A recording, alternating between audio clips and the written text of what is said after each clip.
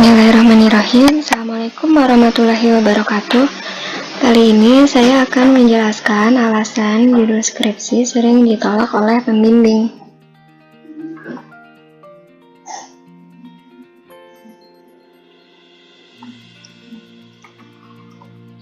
Udah susah-susah nyari inspirasi, membuat format pengajuan judul, nyiapin beberapa judul, terus nyari jurnal sampai begadang pagi-pagi.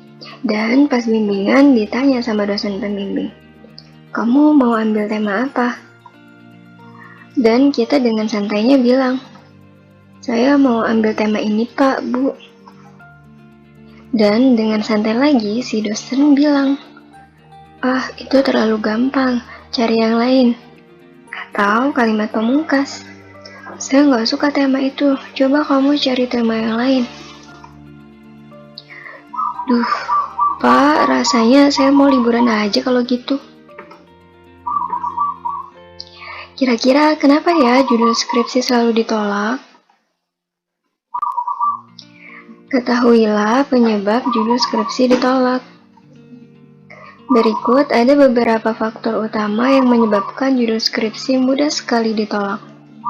Sebelumnya, jangan lupa subscribe dan tekan lonceng biar kamu tahu video terbaru seputar skripsi dan yang lainnya. Kita mulai ya. Yang pertama, topik dari jurnal sudah terlalu banyak yang membahas.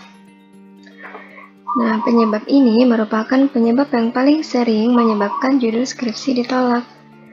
Tentu saja, jika topik dari judul yang ingin kita ajukan sudah terlalu banyak yang membahas, maka otomatis judul akan langsung ditolak, apalagi jika hanya merubah objek penelitiannya saja.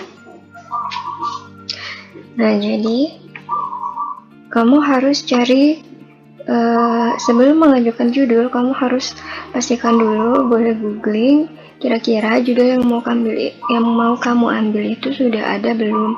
Kalau misalnya sudah ada sama persis variabel bebas dan variabel terikatnya, sebaiknya segera ganti. Nah, alasan kedua kenapa judul skripsi ditolak yaitu arah topik dari judul yang dibahas tidak jelas.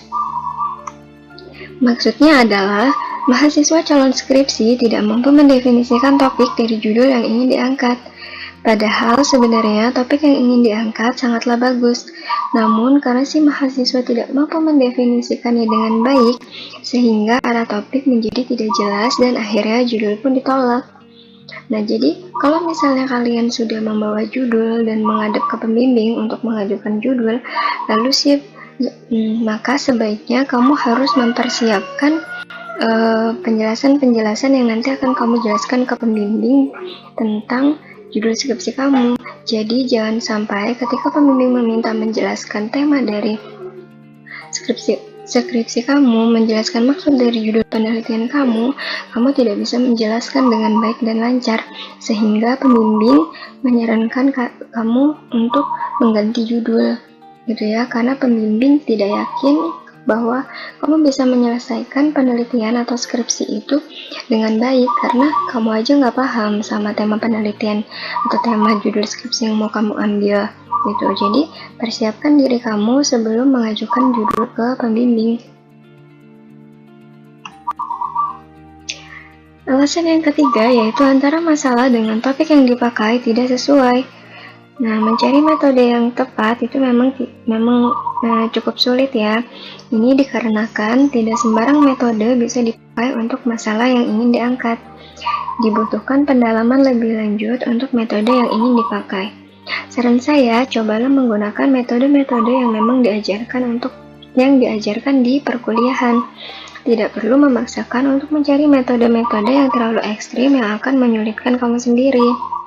Nah, sebaiknya perbanyaklah membaca jurnal. Nah, dari banyak membaca jurnal itu kamu tahu mana yang menurut kamu sulit dan mana yang menurut kamu mudah untuk dijalankan. Jika menurut kamu mudah, maka gunakanlah metode itu supaya tidak menghambat penyelesaian skripsi nantinya.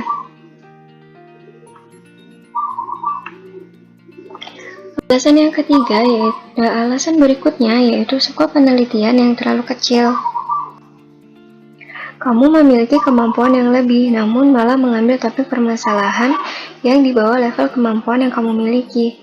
Tentu saja judul kamu akan ditolak jika mengambil permasalahan yang terlalu mudah atau bisa dikatakan jauh di bawah level kemampuan kamu. Nah, sebaiknya untuk mengajukan judul,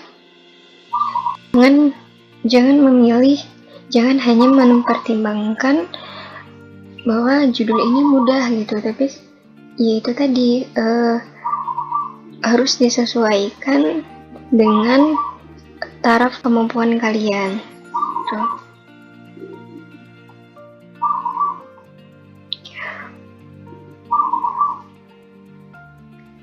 Jika judul skripsi kamu tidak termasuk ke dalam 4 faktor utama penyebab judul ditolak di atas, insya Allah judul yang akan kamu ajukan 90% akan diterima. Dan jika masih ditolak, mungkin masih ada kesalahan yang harus kamu perbaiki. Jangan pernah menyerah, mana tahu saat kamu menyerah, sukses hanya satu langkah di depan kamu.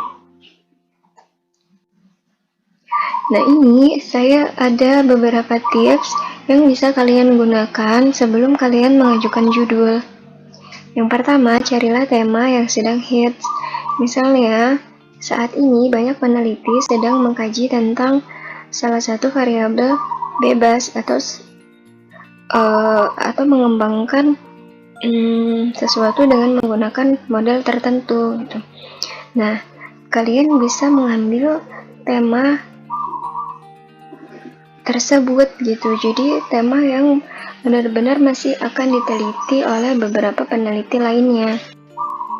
Tuh, tapi dengan menggunakan variabel terikat yang berbeda misalnya, atau ya bisa kalian kombinasikan dengan menggunakan apa gitu ya. Jadi temanya aja tema yang sedang banyak diteliti itu harus sebaiknya kalian gunakan untuk skripsi kalian gitu.